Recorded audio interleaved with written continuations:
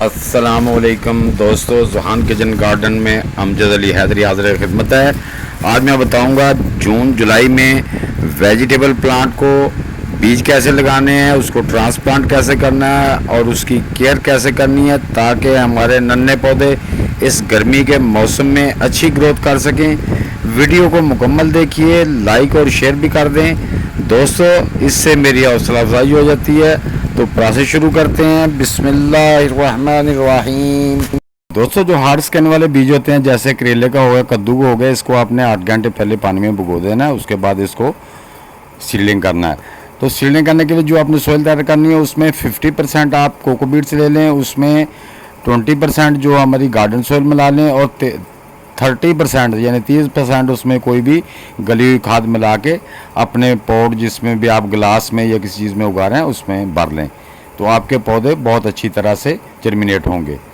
तो दोस्तों, जब जर्मिनेट हो जाएंगे, जैसे ये मेरे पौधे हो गए हैं, तो आप इनको ट्रांसप्लांट कैसे करना है। जब आपके पौधे 10-12 दिन के हो जाएं तो आपने इनको शेडी एरिया में रखना है, सेमी शेडी एरिया में रखना है, ज़्यादा धूप में नहीं रखना, वरना ये पानी जल्दी सूखता रहेगा।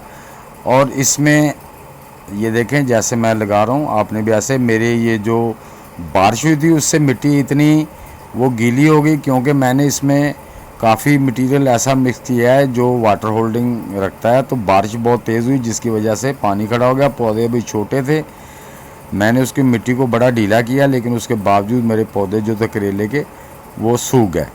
तो अब मैं उनको मिट्टी ढीली करके, उसकी नमी कुछ कम हुई है, तो अब मैं ये अपने जो कद्दू के पौधे लगा रहा हूँ, बोतल ग्राउंड के पौधे लगा रहा हूँ। इसमें करेले के भी मेरे पास हैं। तो दोस्तों, आपने ऐसे, हम इसको पानी नहीं देंगे क्योंकि मिट्टी काफ़ी मॉइस्चराइज है, तो ऐसे ही हम इसको लगा देंगे। इसी तरह हम दूसरे पौधे भी लगा लें ताकि वीडियो ज़्यादा लंबी ना हो। तो दोस्तों, हमारी इस मिट्टी में बहुत ही अभी तक मॉइस्चराइज्ड मिट्टी है। हम इसको वाटरिंग नहीं करेंगे, पानी नहीं और देंगे। जब हमारी मिट्टी ऊपर से 2-2 इंच सूख जाएगी, फिर हम इसको हल्की सी पौधे की, जो पौधे का साइज़ है उसके हिसाब से उसको थोड़ा सा पानी देंगे, ज़्यादा पानी नहीं देंगे। तो हम इसको लगाने के बाद अब सीधी धूप में नहीं रखेंगे, इनको सेमी शेडी एरिया में रखेंगे जहाँ 2-3 घंटे सुबह की और शाम की धूप आती हो, दिन की गर्मी की धूप ना आती हो, वहाँ पे रखेंगे। ये देखें माशाल्लाह कितने अच्छे रूट डेवलप हो गए हैं। तो हम इनको लगाने के बाद दोस्तों, आप भी इसको सेमी शेडी एरिया में रखें या आपके पास ग्रीन नेट लगी हुई तो उसके नीचे रखें, क्योंकि इस गर्मी में जो छोटे पौधे होते हैं ना, ये बचते नहीं हैं। और इनको पानी भी ज़्यादा नहीं देना। जब पानी ज़्यादा देते हैं तो ऊपर से धूप पड़ती है, तो ये नाजुक पौधे होते हैं, उससे मर जाएंगे। मेरा भी पौधे पहले ऐसे ही मरे हैं क्योंकि वो बारिश का पानी ज़्यादा आ गया था उनको, तो ऊपर से धूप पड़ी। तो ये दोस्तों, मेरा एक करेले का जो और पौधा था मेरे पास, तो इसको ज़रा बीमारी लगी थी, इसको मैंने ट्रांसप्लांट नहीं किया था, इसको मैंने स्प्रे की अपनी चाय की पत्ती की, तो कावा बना के, तो वो दूसरी जगह से ब्रांचें निकाली हैं। अब जो मेन इसकी स्टेम थी वो मैंने आगे से काट दी है, इसको भी हम लगा देंगे। इस जो हमारा ग्रो बैग है इसमें भी काफ़ी ज़्यादा मॉइस्चराइज है, हम इसको भी पानी नहीं देंगे।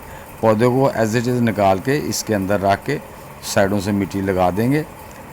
तो चूँकि पौधे के साथ काफ़ी ज़्यादा मिट्टी है, तो वो उसी में ही इंशाल्लाह इसके रूट जो है ना वो मिट्टी के अंदर, ग्रो बैग के अंदर अपनी ग्रिप बना लेंगे। तो जैसे ये मिट्टी ऊपर से 2-2 इंच खुश्क हो जाएगी, फिर हम इसको हल्का सा जो वाटरिंग है मुनासिब, जो पौधे को जितना पानी चाहिए डेली के हिसाब से, गिलास, 1 गिलास, 2 गिलास या 1.5 गिलास, जितना भी 200 ml 300 ml उस हिसाब से इसको पानी देंगे, ज़्यादा नहीं देना। क्योंकि जो हमारे ये करेले के पौधे होते हैं ये भी ज़्यादा पानी को पसंद नहीं करते। तो क्योंकि ये मेरी मिट्टी जो मैंने गार्डन सॉइल बनाई है, इसमें काफ़ी ज़्यादा वो चीज़ें हैं जो वाटरिंग होल्डिंग का काम करती हैं, वाटर होल्डिंग का काम करती हैं, तो इसमें नमी काफ़ी देर तक रहती है।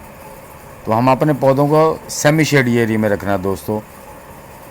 तो इस तरह आप अपने पौधों को, यानी कि इस गर्मी के मौसम में जो छोटे प्लांट आपने नए लगाए हैं उनको, यानी कि उनकी बेहतरीन ग्रोथ के लिए ये तरीका अच्छा है। तो उम्मीद है दोस्तों, ये मेरी छोटी सी वीडियो आपको पसंद आई होगी। अगर ये पसंद आई है तो इसे लाइक और शेयर लाजमी करना और जो दोस्त मेरे चैनल पे नए आए हैं उनसे गुजारिश है कि वो मेरी वीडियो को लाइक, शेयर और सब्सक्राइब कर दें और बेल आइकन को दबाना बिल्कुल भी ना भूलिएगा, ताकि हर नई वीडियो का नोटिफिकेशन आप तक पहुंच सके। तो दोस्तों इंशाल्लाह नेक्स्ट वीडियो में मिलते हैं, तब तक के लिए आप सब दोस्तों को अल्लाह हाफिज़।